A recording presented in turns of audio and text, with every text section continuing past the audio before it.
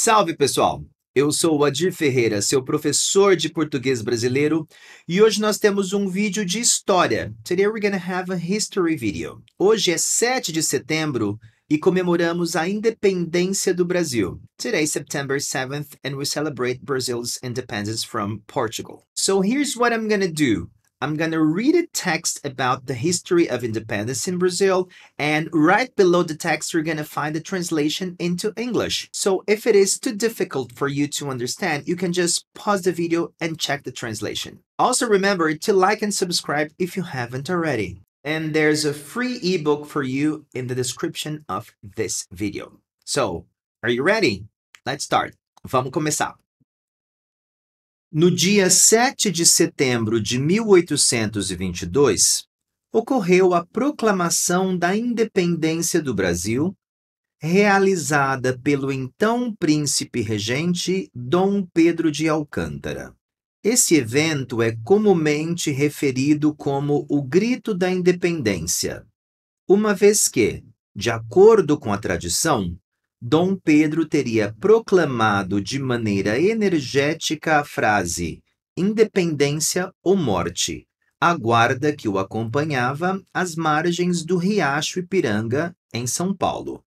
Entretanto, é importante destacar que não há um consenso unânime entre os historiadores acerca da veracidade desse famoso grito. Posteriormente, em 1º de dezembro do mesmo ano, Dom Pedro foi coroado imperador do Brasil, assumindo o título de Dom Pedro I, posição que ocupou até o ano de 1831.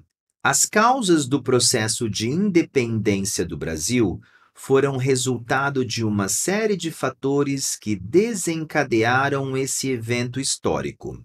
Portanto, é mais apropriado usar o termo processo ao se referir à independência do Brasil. Entre os principais elementos que impulsionaram esse processo, destaca-se inicialmente o desentendimento entre os deputados portugueses e brasileiros durante as Cortes de Lisboa. Com a elevação do Brasil de colônia a Reino Unido, a Portugal e Algarves, deputados brasileiros passaram a participar das deliberações das cortes portuguesas. Isso gerou diversos conflitos com os lusitanos, que não aceitavam bem a crescente autonomia política do território brasileiro. Outro fator determinante foi a vontade da elite econômica brasileira de encerrar o monopólio comercial português que existia desde o início da colonização.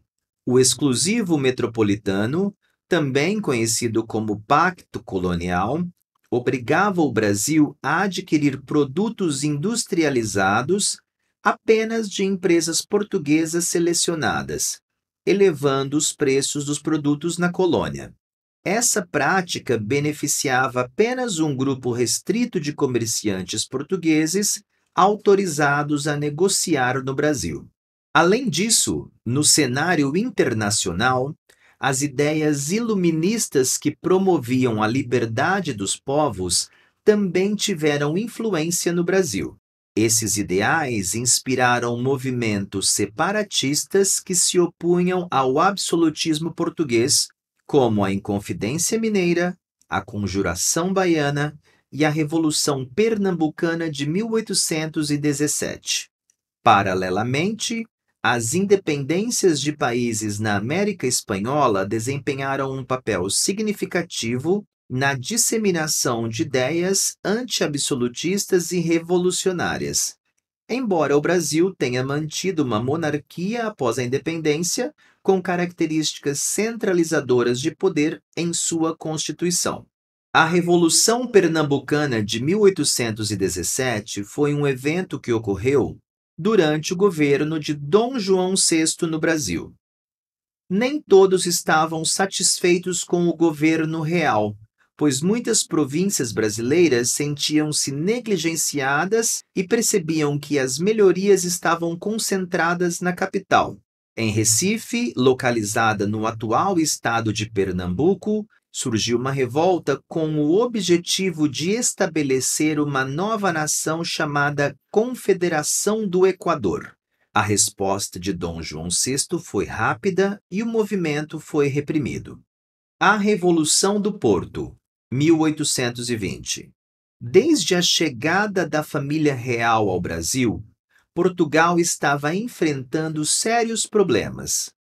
Além da grave crise econômica e do descontentamento popular, o país estava sob o domínio do comandante inglês William Carr Beresford, que governava de forma autoritária. Esses fatores levaram os portugueses a se unirem a um movimento revolucionário que teve início na cidade do Porto em 24 de agosto de 1820. A Revolução Liberal do Porto tinha os seguintes objetivos: derrubar a administração inglesa, recolonizar o Brasil, facilitar o retorno de Dom João VI a Portugal, elaborar uma Constituição. Diante desses eventos, em 7 de março de 1821, Dom João VI anunciou sua partida de volta para Portugal. No entanto, ele deixou seu filho mais velho e herdeiro do trono, Dom Pedro, no Brasil, nomeando-o regente. Em 26 de abril de 1821, Dom João VI partiu para Portugal, acompanhado pela rainha Dona Carlota Joaquina, o príncipe Dom Miguel e suas filhas. O novo regente do Brasil, Dom Pedro, tinha 23 anos. Várias medidas das Cortes de Lisboa buscaram diminuir o poder do príncipe regente e, desse modo, pôr fim à autonomia do Brasil. A insistência das Cortes para que Dom Pedro voltasse a Portugal despertou atitudes de resistência no Brasil. No dia 9 de janeiro de 1822, foi entregue ao príncipe regente uma petição com 8.000 assinaturas solicitando que não abandonasse o território brasileiro. Cedendo às pressões, Dom Pedro respondeu: "Se é para o bem de todos e felicidade geral da nação, estou pronto. Diga ao povo que fico." O dia do fico era mais um passo para a independência do Brasil. No entanto, em algumas províncias brasileiras, os partidários dos portugueses não eram favoráveis ao governo de Dom Pedro.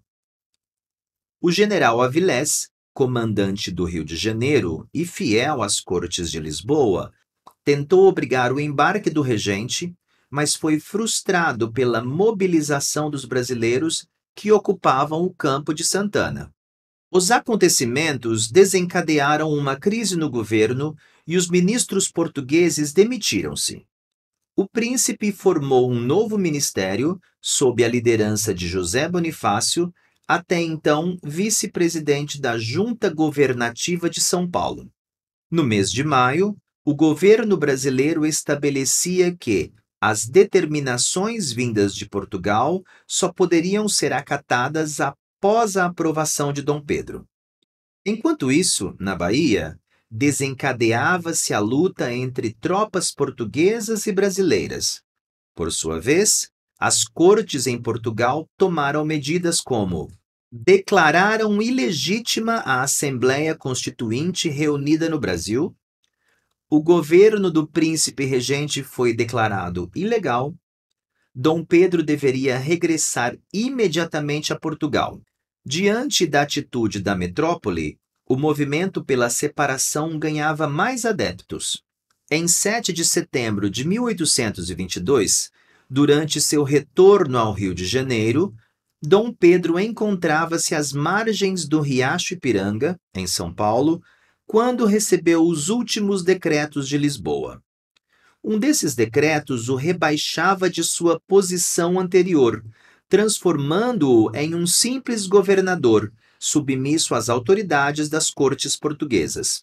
Essa ação decisiva levou Dom Pedro a concluir que os laços que uniam o Brasil a Portugal estavam rompidos. Consequentemente, ordenou que todos os presentes removessem as insígnias portuguesas de seus uniformes e proclamou, segundo a tradição, as palavras memoráveis: independência ou morte.